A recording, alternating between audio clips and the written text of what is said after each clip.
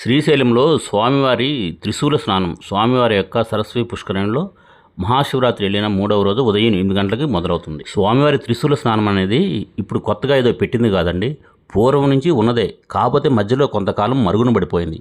మళ్ళా శాస్త్రాలన్నీ తిరగేసి పూర్తిగా అధ్యయనం చేసి 2023 మహాశివరాత్రి అప్పటి నుంచి దీన్ని పునఃప్రారంభించారు. ఇది వరుసగా 3వ సంవత్సరం. ఒక రకంగా చెప్పాలంటే తిరుమలలో శ్రీవారి చక్ర స్నానం ఎలాగో శ్రీశైలంలో స్వామివారి త్రిశూల స్నానం కూడా అలాగే. ఈ కార్యక్రమానికి భక్తుల హడావుడి అయితే పెద్దగా లేదు. ఎందుకంటే ఈ కార్యక్రమం మహాశివరాత్రి వెళ్ళిన 3వ రోజు కావటం, అప్పటికే భక్తులందరూ వెళ్ళిపోయారు. పైపెచ్చు ఈ త్రిశూల స్నానం గురించి శివయ్య భక్తులకు ఎవరికీ తెలియదు. ఎందుకో పెద్ద ప్రచారం జరగలేదు. తెలిస్తే కొంతమంది అయినా ఆగేవాళ్ళేమో.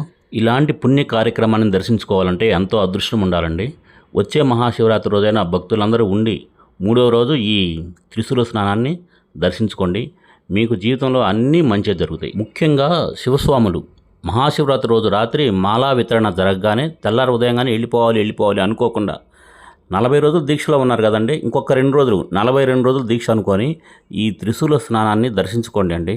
ఎంతటి పుణ్యం వస్తుందో మరుసటి సంవత్సరం మీరే ఉండిపోతారు. ఎవ్వరు చెప్పాల్సిన అవసరమే లేదు. ఈ కార్యక్రమానికి పూజారి స్వాములు ఇబ్బంది పడకుండా పుష్కరిణిలో నడుము లోతు కంటే ఎక్కువ నీరుంటే వదిలేయమని చెప్పడంతో ఆ విని వాళ్ళు సరిగా వినకుండా అపార్థం చేసుకొని మోకాళ్ళ కంటే కొంచెం పైగా నీరు ఉండేటట్టుగా ఉంచి మిగతాది వదిలేశారు.